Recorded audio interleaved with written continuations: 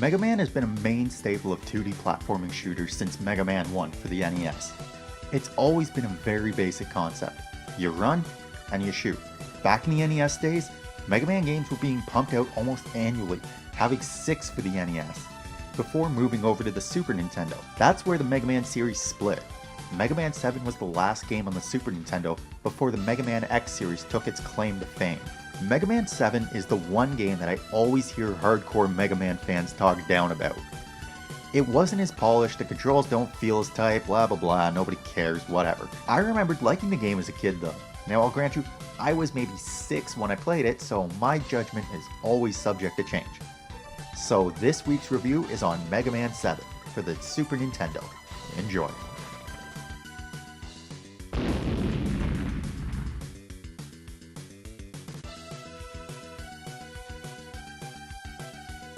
I'll grant Mega Man this.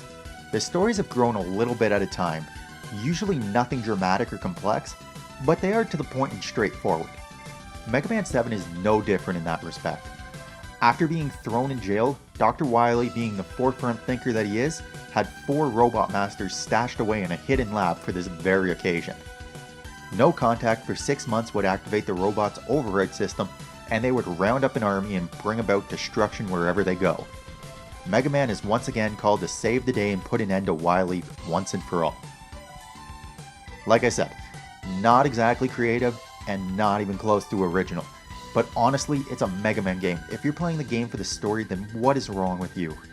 The game does introduce some new characters, like bass and treble, but it's basically the same cast of characters with the same roles as every other game. I guess at least you could say it's simple and clean. Okay, this is what really matters, gameplay.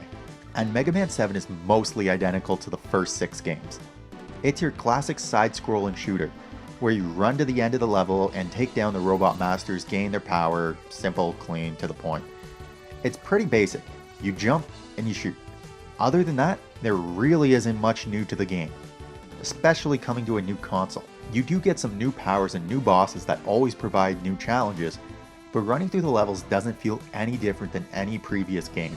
Certain levels have different mechanics just like every game, but nothing earth-shattering. You also have the rush letters that will grant you access to the Super Adapter.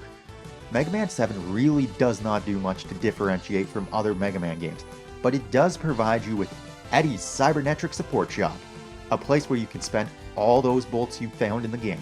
You also get a few other items that help you through the levels, but it was so similar to the Mega Man games in the NES era, you really can't tell the difference. This is probably the one place you can see a difference in the game. It's certainly not 8-bit anymore. I mean, the game looks half decent, the environments are creative, the music is still strong, and you have some interesting boss designs. But again, nothing crazy, nothing really stood out.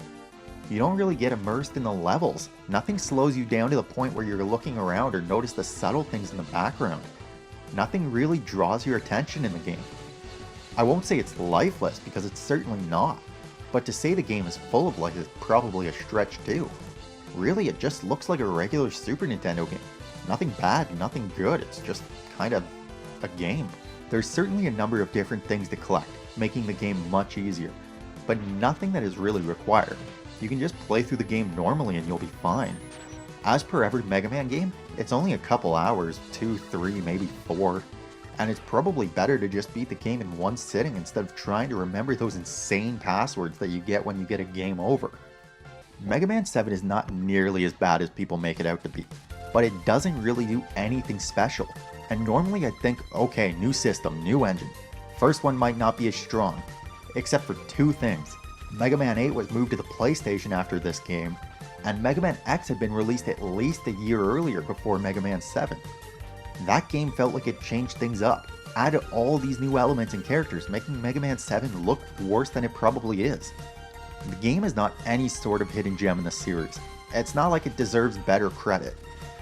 It was taken over by the X series, and that was probably a good thing, but it's not that bad. And if you didn't give the game a try, and you're just kind of bored one day, then I'd say give Mega Man 7 a try. It can help you kill a few hours for sure. Looking to kill a few more hours? Then check out last week's review on Sonic Mania. And after that, make sure to hit up the Tale of 3 Idiots part of the channel, and watch 3 idiots fight the urge to kill each other. as we play Mario Party 1.